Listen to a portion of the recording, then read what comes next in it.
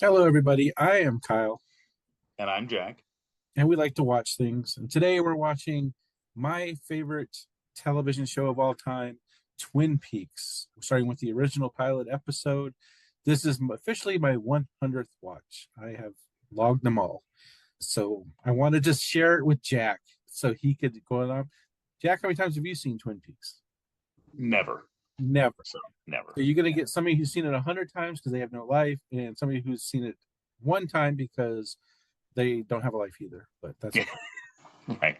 So, first of all, do you want to continue the series past this episode? Oh yeah. Oh yeah. I mean, Okay, it's interesting. it's interesting. So, this came out. It was kind of a very particular David Lynch show. A lot of people were confused at first. It had a big cult following. It was monster in the ratings until we hit the second season. So the first season is 8 episodes. The second season we get into 22 episodes. Oh, Then wow. after that will be the movie called Fire Walk with Me. Okay. Then after that is called The Return, which I think has 17 episodes. So That's the showbiz one or the showbiz Showtime. Showtime one they have in 25 years or 26 years after the original. So we're gonna kind of go by it right now. I kind of got off to the side, it's double speeding. What'd you think of the theme song? It's iconic. I mean, I guess it's very unique for this show. It's very melodic, I suppose. Is about all I Yeah. can say for that. Yeah. So I have panic attacks, anxiety. Jack knows that. Not a surprise. This calms me every time. Really? As soon as I put that theme song on, it melts. It's my go-to for whenever I'm having anxiety and panic attacks. This helps the most. Huh. So that's one of the reasons I watch it so many times too. It's comfort food for me for sure. So Oh. we're going to start this episode with episode one, where the prom queen has been found dead, Laura Palmer. They get to the iconic. Everybody knows this one is any if anybody who's remotely seen the show remembers she's dead, wrapped in plastic, which is what he calls the sheriff. So opening scene, how did it grab you? So it opens with the guy and his wife, right?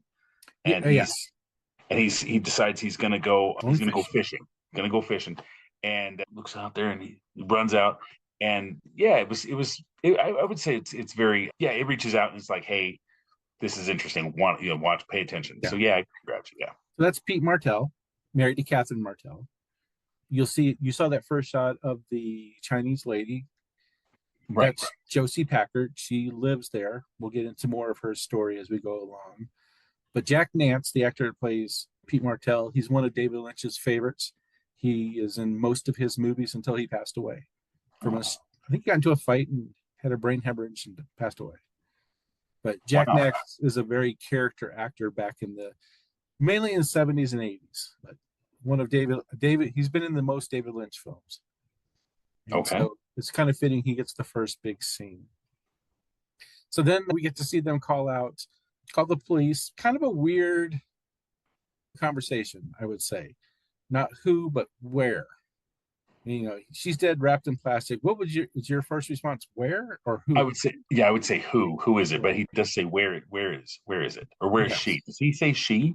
because he does say she's dead, wrapped in plastic. Okay, yeah, Uh, where and is all she? you and all you see is really the hair, so it's a kind of an assumption that way. But Fair. Yeah. so sheriff, greatest sheriff name ever, Harry S. Truman. Should remember that one. He comes Oh, out with Deputy Andy Brennan. love the I love Andy.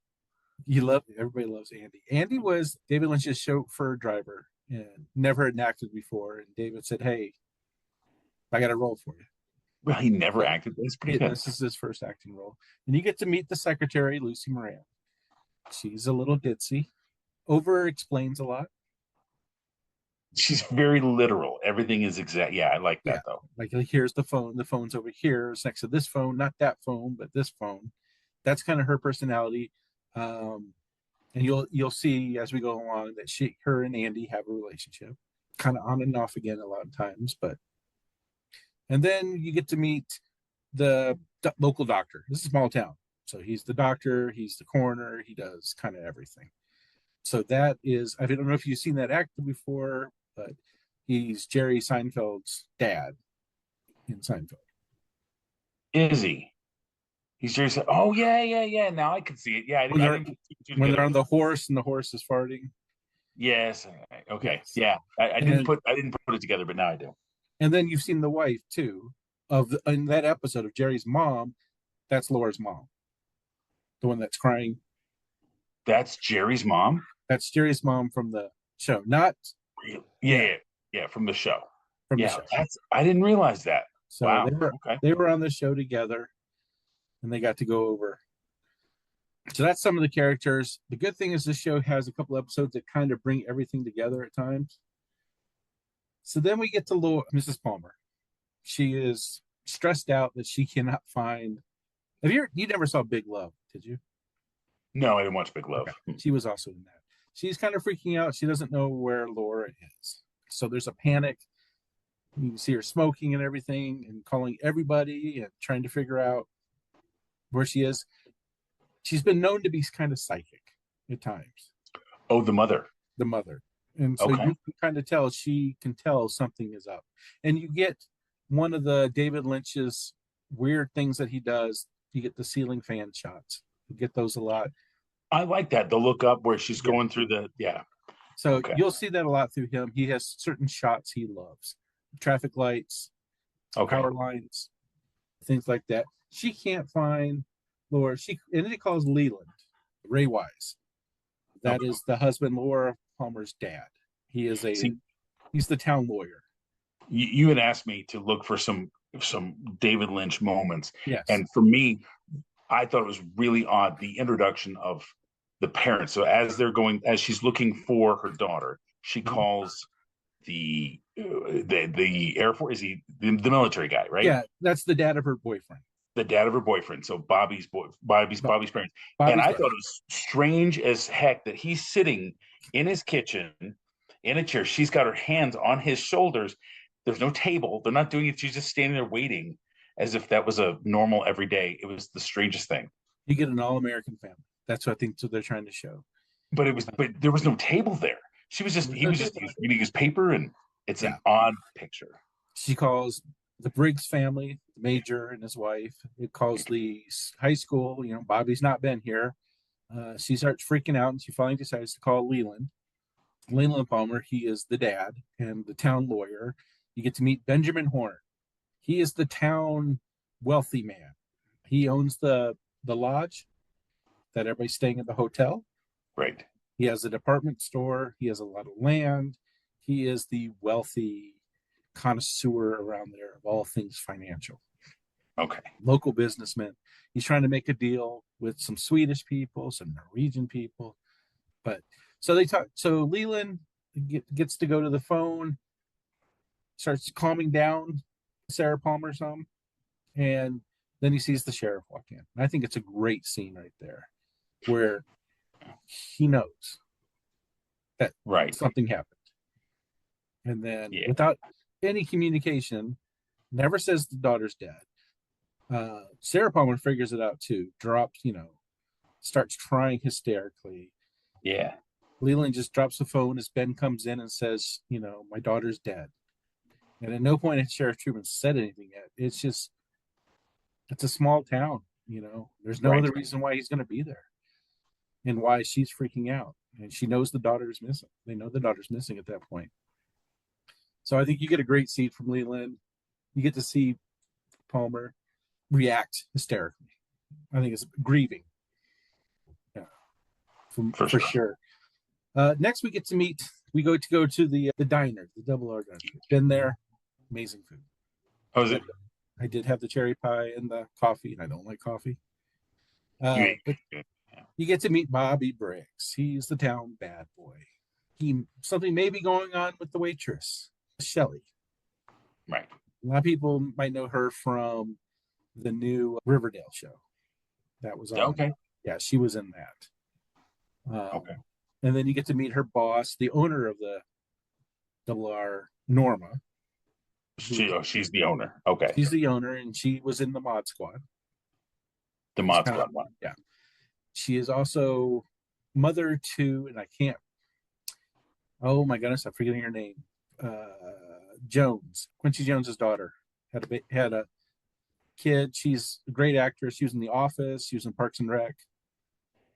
Rashida Jones. Rashida Jones, yes.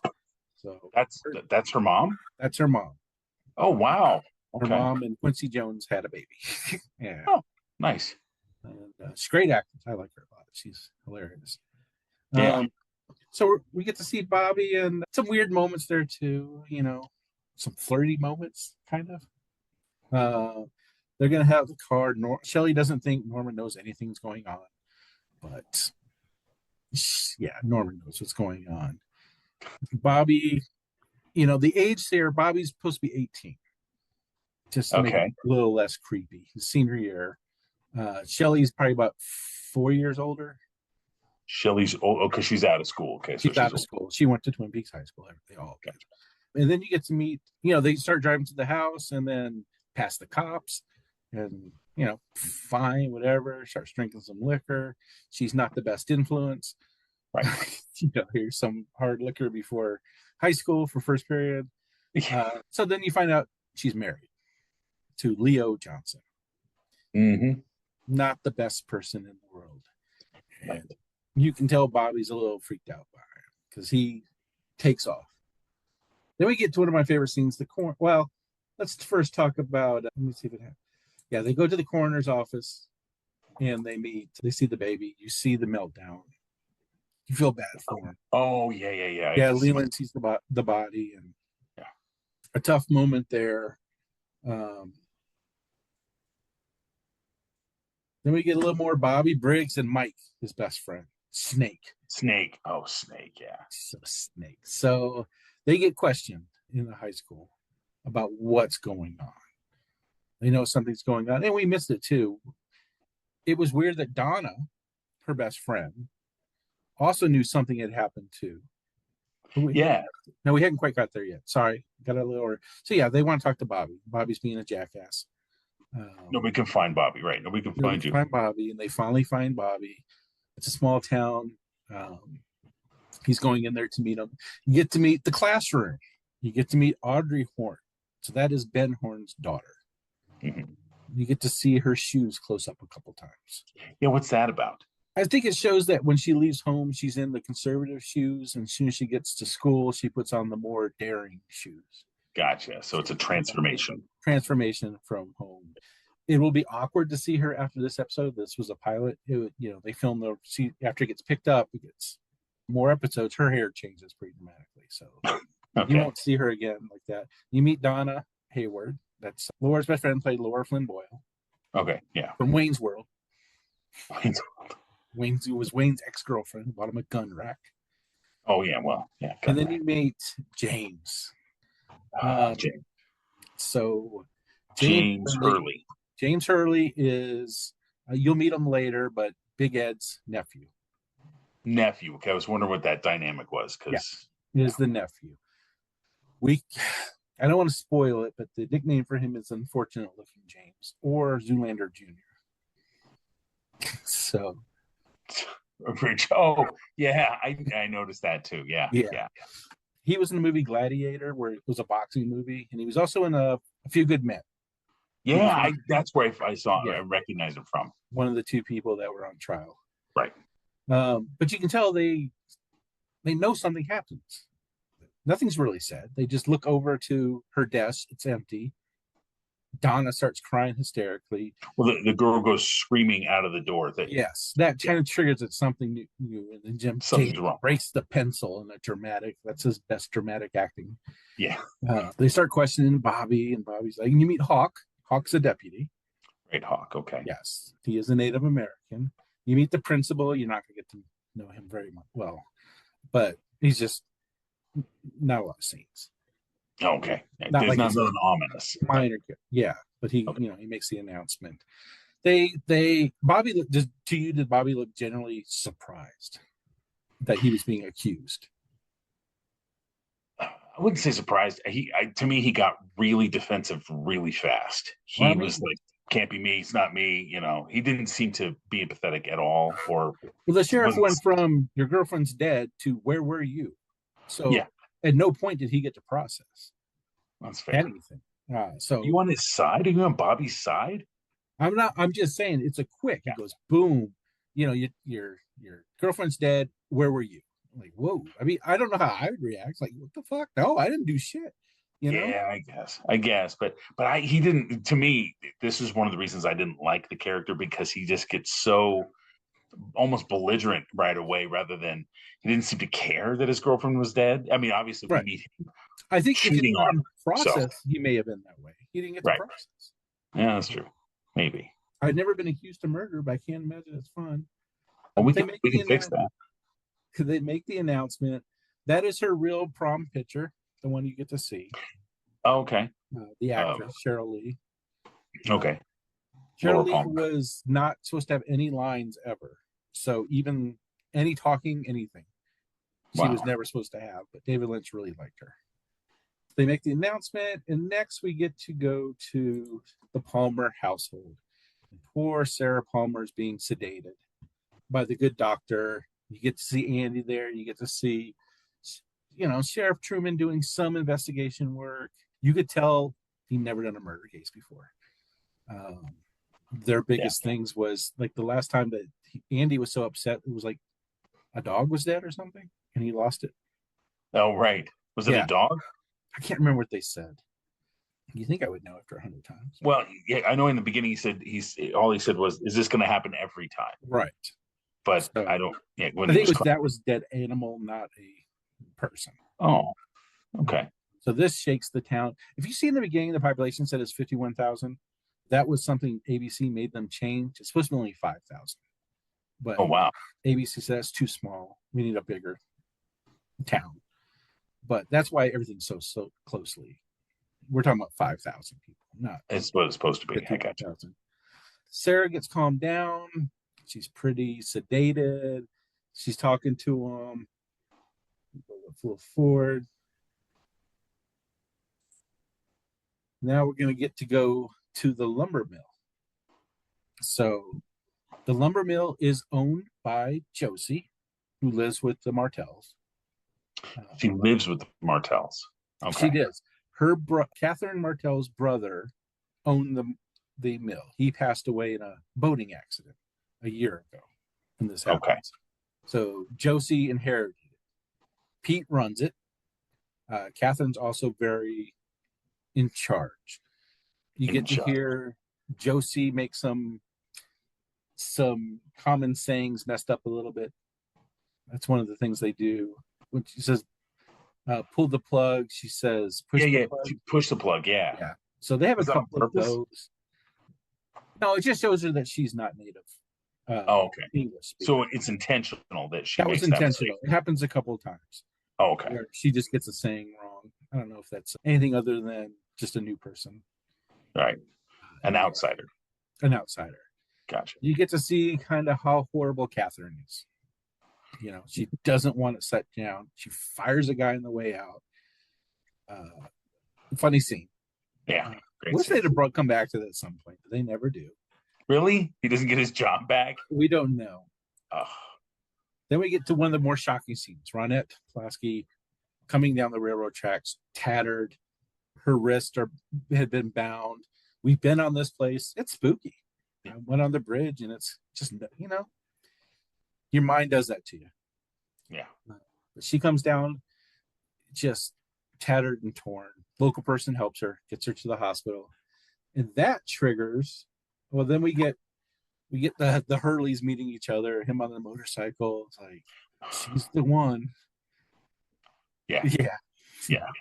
I think we have a lot of similar feelings there. You also, had you met Nadine before that?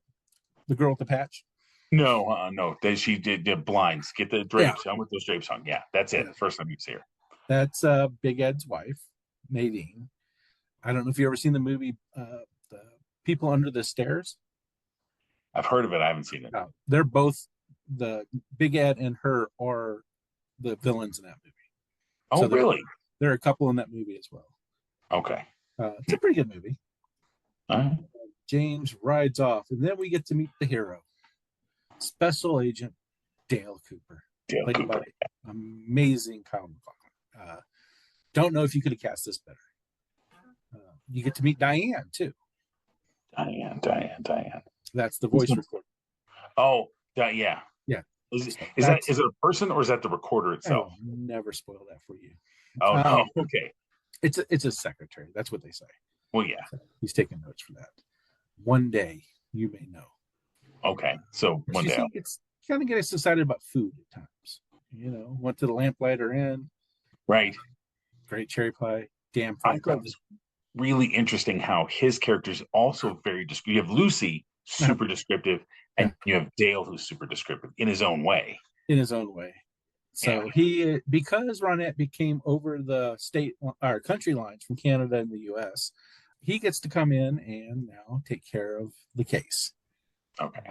So you get to meet him. He's suit and tie. That's just how he is. Very bureau-centric. This show got some criticism at the time for being too pro law enforcement. Okay. The heroes are the law enforcement in this movie. They are flawed characters too, and then he gets to meet Harry. He steps in and like, hey, sometimes people don't like this. The bureau's here. We're in charge. By the way, what kind of trees you got around here? Right. So weird. Super smart guy asks the weirdest questions. And you can tell he's generally excited about the trees. The trees. Yeah. What's the other one? It was something else. It was a frog or something. There was, I think that is a frog. Yeah, he makes a comment later on too. What kind of owl was that? Snowy owl. Oh, snowy owl. Yes. And what do you do when you're in a small town? You whittle. Yeah, that's right. That's what you do. By the way, if you whittle in my car, I'm not going to be happy. It's not a place to whittle. It's not a place to whittle, no. So as they're going down to see the body, they get to meet Dr. Jacoby. Okay. Dr. Jacoby and Ben Horne, both of them were in the movie West Side Story. Well, who's Dr. Jacoby in West Side Story? I don't remember. All right, I have to look. Ben has a leading role, but he does not look like this anyway. His daughter is Amber Tamlin, the actress. Okay. It's Jacoby's daughter is Amber Tamlin? In real life. Okay. The Russ Tamlin's his name. Okay. Russ. Do you think he's a good psychiatrist? I didn't realize he was a psychiatrist at first. Oh. What do you think he was? I didn't know who he was. He just kind of shows up as a doctor, and then he rides down on the elevator, and then he makes a weird comment like her parents didn't know she was seeing me with that laugh. Yeah, and it just was a weird. And then I put together he was a psychiatrist because that's what Dale Cooper. He's a psychiatrist, right? Yeah. Oh, okay. The only psychiatrist. Yeah. And so it was a weird. For me, it was a very weird interaction before knowing he's a psychiatrist, and did not paint him well. So then they go meet Ronette. Cooper's a little standoffish with the doctor. It's like, she's in a coma, and he's like, "What do you mean?" And you're like, "Well, she's in coma." And then he wants to see the nails, and they're like, "Fine, we did this. We scrubbed for them. Why are you looking at the nails?" But he's persistent. He wants to know what's going on. He's looking for something. We do find out what he's looking for later. But He does not find what he's looking for on Ronette. She does wake up briefly and says, "Don't go there." She says, "Don't go there." Okay. Yeah, something she's remembering from that night. While she's in her stage. Next, we get to meet one of my favorite scenes. They go and meet Laura Palmer and see her body. Okay. So, do you have the things are flashing, right? Yeah, the fluorescence. That was not on purpose. They couldn't get it to fix. They went with it. Okay. He made it more spooky. And then the doctor has that little weird moment, right? Where like, yeah. He misheard the line. He said his real name. Oh, my name's Bill, or call me Bill or something. Yeah. He's like, Bill. He's like, "Can you leave?" Oh, okay. That was, he did not hear the line. And why they just left it there? They left it in? Yeah, he thought Kyle was just asking him his name. He didn't know he's like, we were filming. But everyone went along with it, and they kept it in there. So it's kind of just a hilarious scene. Especially when you know that. Yeah. Yeah, that's weird. I didn't know that. Okay. So now they find what they were looking for. There's a letter underneath the fingernail, and it's the letter R. R. That's all you know for now. Any theories to that? Well, no. I mean, obviously, the only R that I go right to is the double R, which is the restaurant. But I don't know any other R's off the top of my head just right now. All right. You'll get to know some J's soon. Oh yeah, J's. Yeah, a lot of J's. We get to see a scene with Big Ed and Donna. Don't need to go into Donna. detail. You can see Mike be a jerk again. Bill kind of stands. Big Ed stands up to him. Yeah, Mike's a little douchey right now. Right now, he gets better. Yes. So then we have.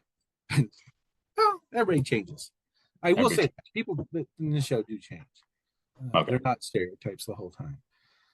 Then you get Cooper and Sheriff in the room going over evidence. And you get one of the great lines, Diane, I'm holding a box of chocolate bunnies. He goes over, all this other stuff is like, yeah, we got this, this, and this. This is cocaine. It's like, you don't know Laura Palmer. It's like, well, let's just run this. We're going to find out. That's how small this town is and how wholesome on the outside it is. Right. It definitely has issues as we start learning going forward, but we get some very unique perspectives of the town from the people who are, even the sheriff thinks it's like, you don't know Laura Palmer. It's like, that's on purpose, Right. You definitely have secondly, you will find Twin Peaks is not what it seems. It's not the idyllic Northwest. And that's what the name of this episode is, Northwest Passage. That was supposed to be the name of the series. It got changed to Twin Peaks, so the first episode is called Northwest Passage for that reason. Okay. They find the diary. Cool thing is you can actually buy the diary. It's written by David Lynch's daughter. Okay. So it is a book you can actually go out and buy. I don't think I have mine up here. I do have it up here. David Lynch's daughter's diary. Well, it's Laura Palmer's diary. Well, it's Laura Palmer's. This is probably not going to come soon. Secret Diary of Laura Palmer. Wow. So what they're going through, you can actually it's a full book. I'll let you borrow. Oh, you cannot borrow this. Yeah. Okay. It's got some spoilers in it. Okay. I will also say they released a audio CD of all the tapes of Diane as well. Oh, really? So every time he talks to Diane, that's all there. Okay. That's all we had forever. We didn't have the instant clips and go watch it. This is network TV with cliffhangers. I remember that. Yeah. It's so painful. So they go out and they find the where Ronette and Laura, whatever happened to them. Andy breaks down, of course, and you kind of see the relationship with Lucy. Stroking the phone, trying to comfort him. Yeah, but you can tell Andy's never seen something like this before. He is generally shocked. You can tell he's kind of newish to the force, right? But the emotions get to him. They don't say how he found it. Good for you, Andy, if you found it. But they did have the dogs out there with them, so they probably had something to do with it. So next, we're going to get to the interview with Bobby Briggs. And you get to see the first texting ever. I don't know if you know. Oh, is that the first texting? I don't know, but I don't remember 1990 having a way to do that. I guess he used he's using a calculator, I guess. I think that's what it was. I know they used to have those little messengers. They were just for texting. It was like 10 cents a letter or something, but I don't think this is connected to anything. I think it's a calculator. But he didn't do it. He types in he didn't do it. He didn't do it. So intuition. Yeah. Well, yeah, it's years of experience. No, not even experience. It's intuition. Okay. Dale's has some intuition in him. Okay. He can see things as far as reading the room and stuff like that. Interesting. But that's not taught by the FBI. It's him as a person. So he's a little psychic too. A little psychic. So they showed the video of them on the mountain, been to the mountain. We did not dance like that on the mountain. No. Oh, come on. And so while they're being pretty harsh with Bobby and very sarcastic with Bobby, I asked the question. Here's how this works. I asked the questions. Yeah. Definitely laying down the law with Bobby. They show the video tape and Bobby starts to realize something's going on. It's like, there is another person involved. It's a calculator. They just showed it. I don't know how you It's a typed on it. calculator? Yeah. Okay. You got the multiplying things on it. And then he says the really cruel thing, she didn't love you anyway. Why? Why would he? That's out of character. For Dale, yeah. For Dale, yeah. So, and then they do the close up on the eyeball. Yeah. Bobby gets to see the eyeball. Yeah. What do we they don't see it until they see the. Yeah, we see it a little bit later. We see the headlight of the motorcycle. Bobby's the one that sees it. He sees it right away. Yeah, because he knows now. He knows who the person is. Apparently, there's one motorcycle in Twin Peaks. And except the Roadhouse has a ton of motorcycles. Been to the Roadhouse too. Yeah. Have you really? Oh yeah. A lot of it's there. Then you get to meet the bratty Aubrey. Okay. She sticks the pencil in the styrofoam cup and just pulls it away. Yeah. Spoiled. Yeah. Her free spirit. But to me, this is a very spoiled little girl who wanted to show off in front of that it's daddy's place. She walks into the meeting, ruins the meeting. Yeah. Talking about the dead girl. Ben gets pissed, probably rightfully so. Yeah, I would think so. We get to go back to the sheriff's office. You can see Bobby and Mike going, we know who to get. Right. We're going to Bobby and Snake. Drives a hog. We're going to get him. Lucy overhears it because she's a little gossip as well. Nothing wrong with that. It takes her forever to explain it. Then you get the interview of Donna. And you can tell Donna's hiding who the photographer was. Right. And who's the photographer? Jay. It's Jay. I know who it is. It's James. Yeah. James. That goes on for too long for me. The interview? Yeah. Yeah, I could feel that. Yeah. They go back to the crime scene. They get to see it for the first time. They see the blood. This is 1990. It's pretty graphic. Back then, they see some rags. So they get to go to the scene, which doesn't even look like it's been tired up. And they see the famous note that says... It says Fire Walk with Me. Fire Walk with Me. Which now you know is the name of the movie. The prequel. Right. So that's the prequel. Okay. It is a prequel. I don't like prequels, but they did a prequel. Then you get to go meet the Horns and their family. So everyone, you kind of get to meet the family. They have the disabled brother who's banging his head on the wall and you can see how yucky that room is. Nobody wants to be there. Ben doesn't want to be there. Aubrey doesn't want to be there. The wife doesn't want to be there. And it just shows you the horrible family they have there. Then we get the weird scene at the bank. And there's this big deer head just sitting on the table. Why? Why is that there? It fell off the wall. Well, we didn't know that. She says so. Yeah, absolutely. But we didn't know it was even on the wall. So he put that there intentionally for a reason. And the actors, it doesn't even exist. They just right around the other side of it. Well, Dale looks at it a couple times. To him, he's like, then they had the awkward scene to me where it's like, we don't have records, but we have files. Like, can you go get them? It's the first time anybody's asked you to open a safety deposit box. Right. So it was a little weird. They open it up. They find Flesh World. That is the dirty magazine. And he gets really excited because it's marked. There's a page that's marked. You can tell the little things excite him. Because he knows he's about to have a breakthrough. A lot of money in it. A lot of cash. Over $10,000. Any theories on that? No. Well, I mean, so she's got an ad in Flesh World and she's earning money that way. Mm-hmm. Okay. That's your theory. I'm not agreeing. Yeah. Okay. Is this where they show the truck too? Yes, they show Leo's truck. Right. Yeah, and they superimposed him in front of it. It was weird. Yes, which is weird. And you get to see what a piece of crap he is. Right, the cigarette butts. Just the horrible hair. You could tell he's abusive as hell. He looked really young to me too. He was young actor. Yeah, but it just, I mean, you think he'd be an old, crabby, crotchety, mean Yeah. guy. He's just a young kid. He's just this. There's a video of him. I'll find it for you. Of him on a talk show. I can't remember what talk show, with his hair out, and he looks just bizarre. I mean, it's like it's all hair, Wow. all hair. He did have a bunch of legal problems, so his career kind of tanked after this. Gotcha. You get to go back to Big Ed. And guess who's having an affair ish? Big Ed, yeah. Big Ed and Norma. Norma, yeah. She wants to meet. Then we get this great. I think it's great. So you just had an hour of all these characters throwing at you, right? And then we go to the town hall, and who's this? Okay, who's that? Okay, and you get to see a recap. I love that. Right. Your brain kind of needed it. And who's the lady with the log? She's we call her log lady.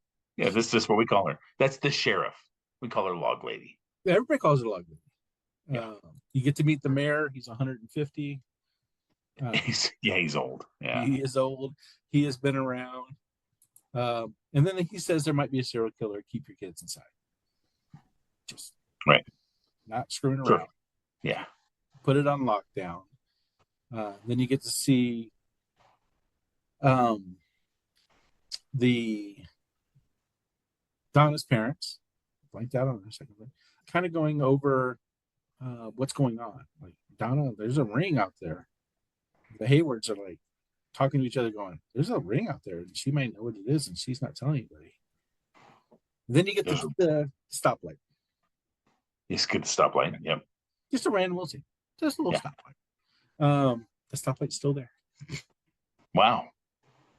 Then you meet Donna's sister. Yeah. Donna's sister. Alicia Witt. She actually did a lot of stuff afterwards.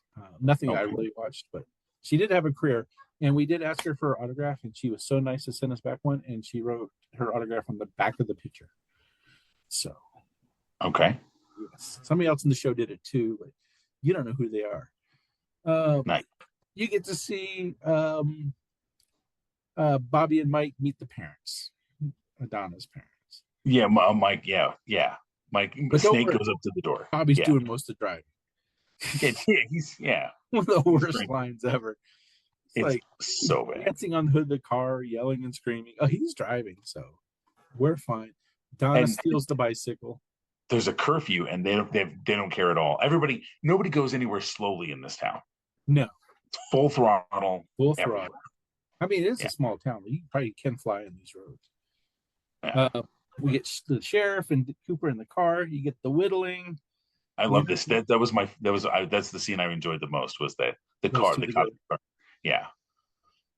They kind of make a mistake saying that they know where Donna is, but then they don't know where Donna is anymore. You also get to meet the singer, Julie Cruz. Her biggest thing is David Lynch's muse for music. Like, he worships her music. So she doesn't have a character.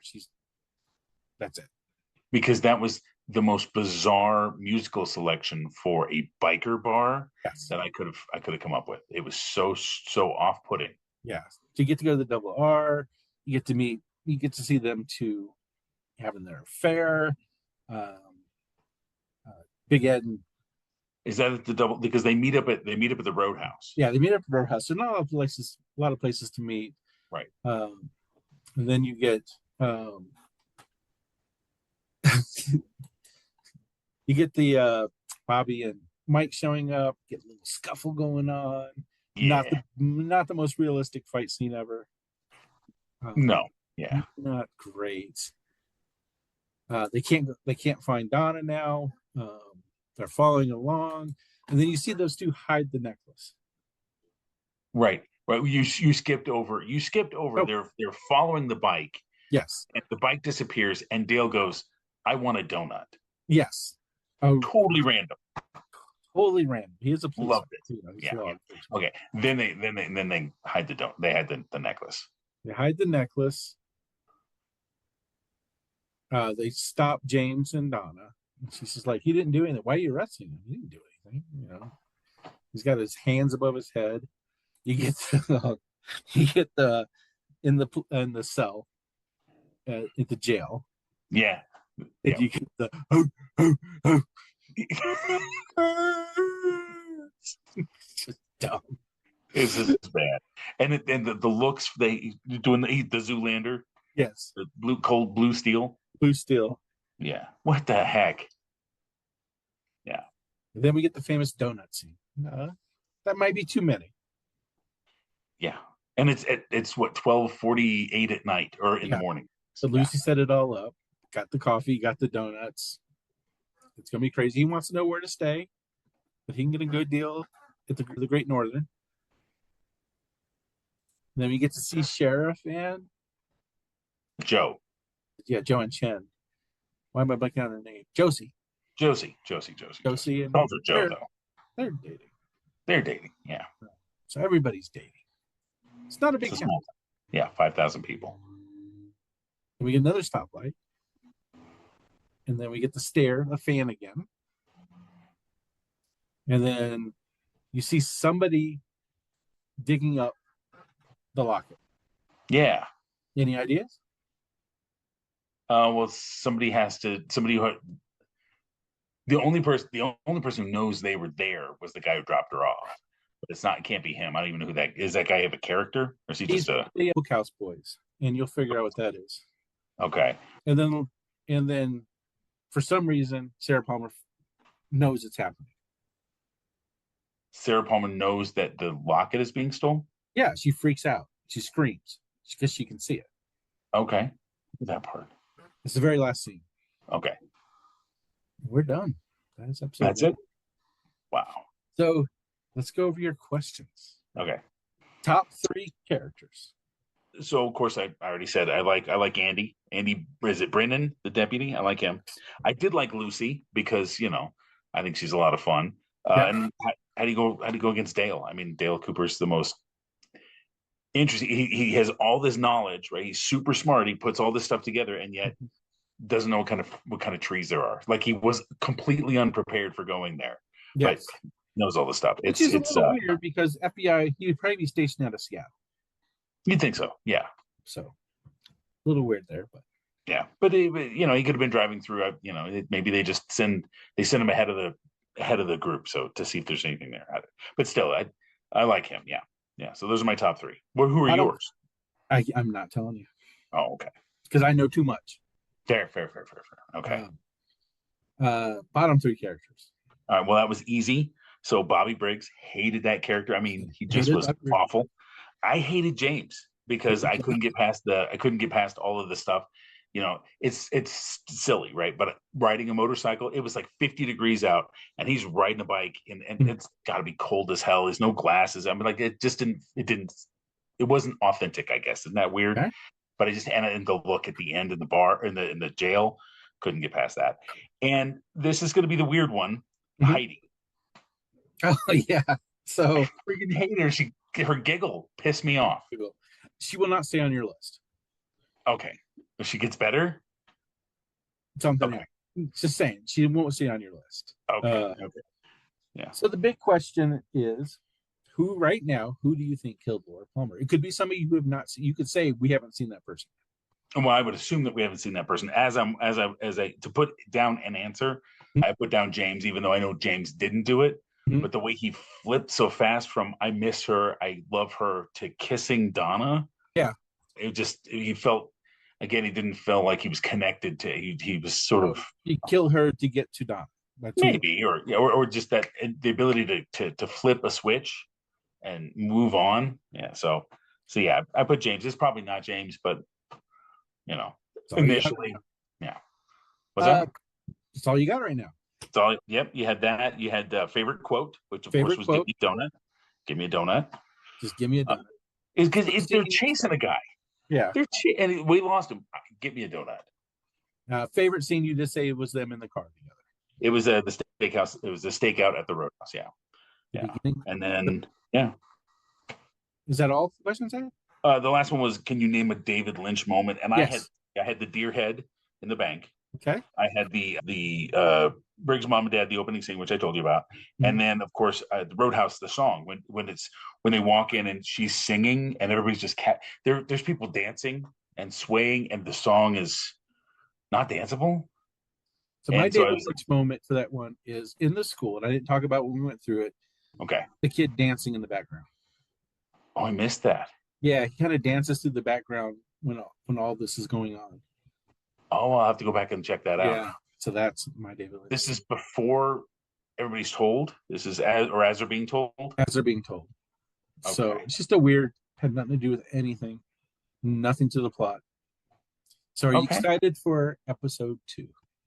Well, I'm intrigued to see where this goes. Excited might be a little All right. overstatement, but I'm curious to see what's going to happen next because you've got a lot of characters, Mm-hmm. you've got a lot of points that this could go off in. So, Does it give off, and I've described this to people, does it give off the soap opera feel?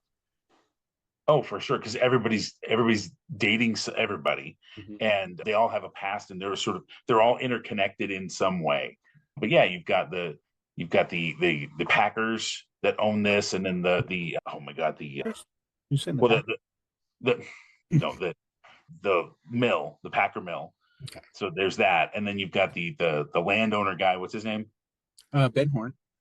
The Horns have their group over there, and then you've got the sheriff over here, and then you've got the young punks over there. So yeah, it has a real soap opera vibe. Yeah, Sure. yeah. You definitely have the big families.